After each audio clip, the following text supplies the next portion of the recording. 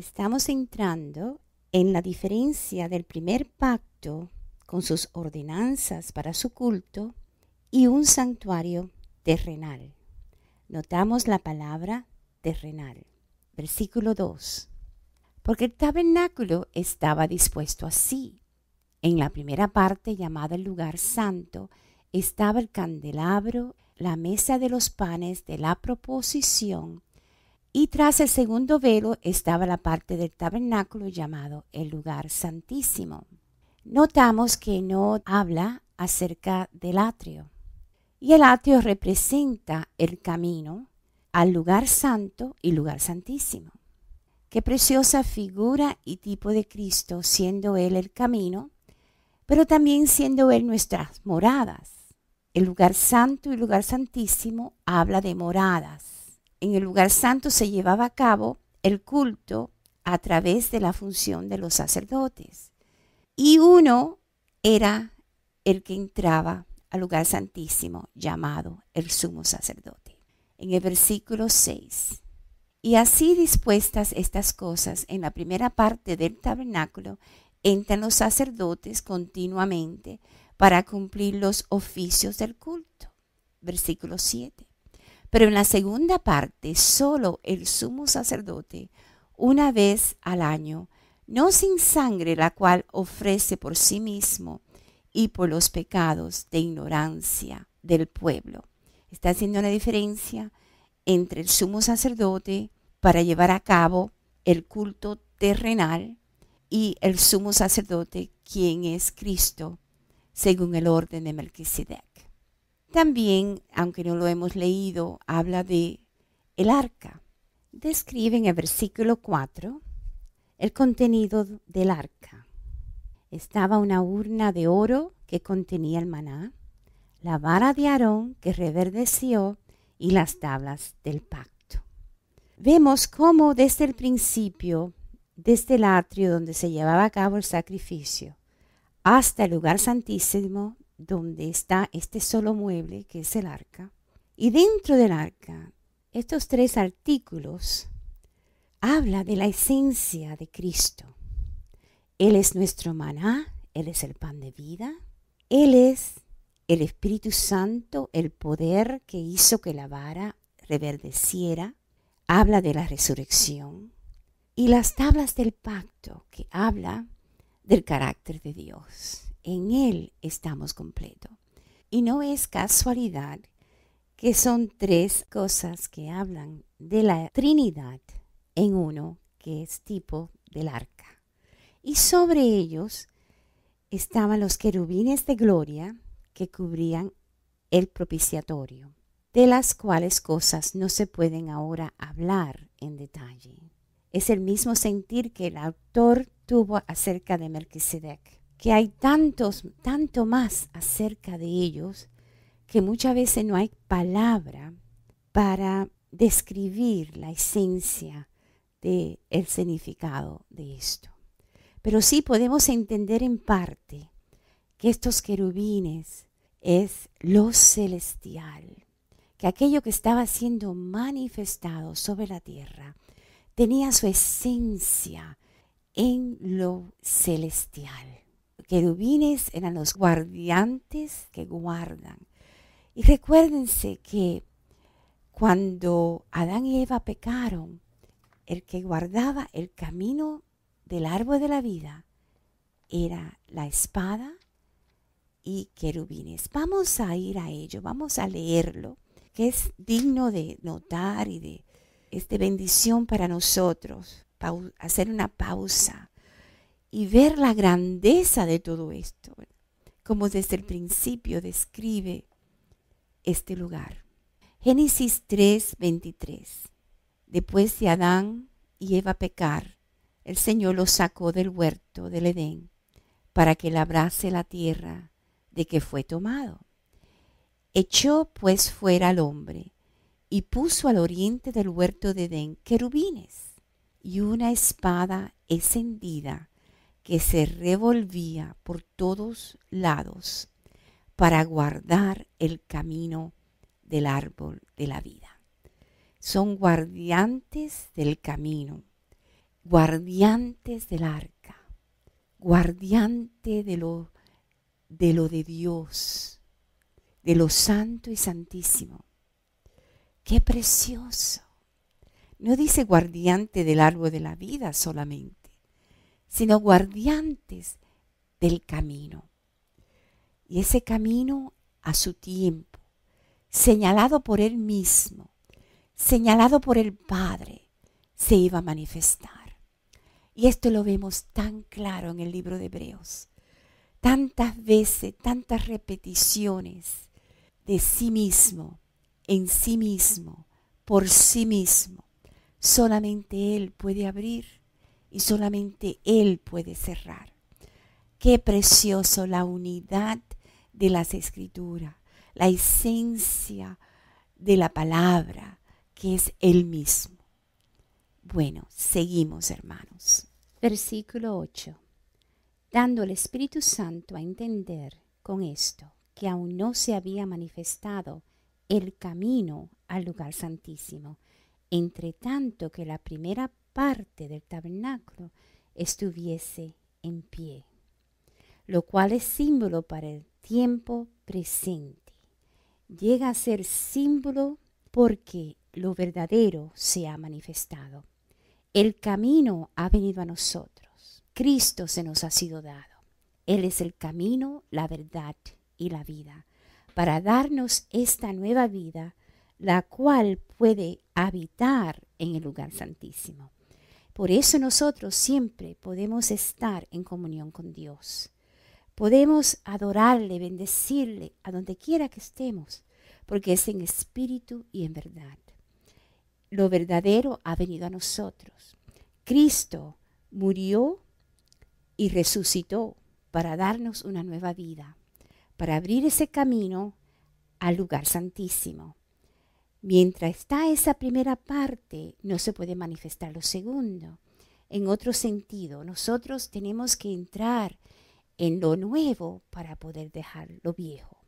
Así que seguimos en el versículo 9. Esto es símbolo para el tiempo presente, según el cual se presentan ofrendas y sacrificios que no pueden hacer perfecto en cuanto a la conciencia al que practica ese culto, ya que consiste solo de comidas y bebidas, de diversas abluciones y ordenanzas acerca de la carne, impuestas hasta el tiempo de reformar las cosas. Este tiempo es en la cual nosotros vivimos hoy, los cristianos, los creyentes. Es el tiempo de la gracia y la salvación de Dios que ha venido a nosotros. Se llaman los últimos tiempos, porque ya estamos siendo preparados y no solamente preparados, pero hemos sido hechos participantes de lo eterno. Desde la tierra podemos participar de lo celestial por medio de ese camino, por medio de Cristo que se nos ha sido dado. Y por eso nos dice en el versículo 11, pero estando ya presente Cristo, sumo sacerdote de los bienes venideros, por el más amplio y más perfecto tabernáculo, no hecho de manos, es decir, no de esta creación. Nosotros somos de una nueva creación. Hay un nuevo tabernáculo para nosotros. Hay un nuevo ministerio para nosotros, de los cuales los judíos no podían participar, porque lo que ellos tenían y habían recibido de Dios era terrenal. Pero lo que nosotros hemos recibido de Dios es Dios mismo a través de Cristo. Dios mismo siendo para nosotros camino para llegar a Él. Y podemos ahora participar de los bienes venideros. Y eso es lo que nos hace perfecto. Y la palabra perfecta en las Escrituras quiere decir alcanzar cierta madurez. Y proseguimos en esa perfección, así como lo declaró Pablo en el libro de Filipenses capítulo 3. Él proseguía a adquirir aquello por lo cual había sido adquirido por Dios. No que ya había alcanzado la perfección, pero sí se proponía, se extendía para lograr participar de todo lo que Dios le ha concedido en Cristo Jesús. Mientras más recibimos de Él, más deseamos de Él. No es de esta creación, así nosotros hemos tenido que nacer de nuevo para poder participar de lo que es de Cristo. Por eso todo está en el orden establecido por Dios. Hemos tenido que entrar en este camino de salvación a través de su sangre para poder ser un espíritu con Él y participar de lo espiritual. Y de nuevo nos confirma en el versículo 12 que la sangre de Cristo es mucho más superior que la sangre de los animales. Versículo 12. Y no por sangre de machos cabríos ni de becerros, sino por su propia sangre, entró una vez para siempre en el lugar santísimo, habiendo obtenido eterna redención. Porque si la sangre de los toros y de los machos cabríos y las cenizas de becerra rociadas a los inmundos santifican para la purificación de la carne, cuánto más la sangre de Cristo, el cual mediante el Espíritu Eterno se ofreció a sí mismo sin mancha a Dios, limpiará vuestras conciencias de obras muertas para que sirváis al Dios vivo. Las otras funciones que se llevaban a cabo para perdón de pecados purificaba la carne, pero no cambiaba el ser del participante.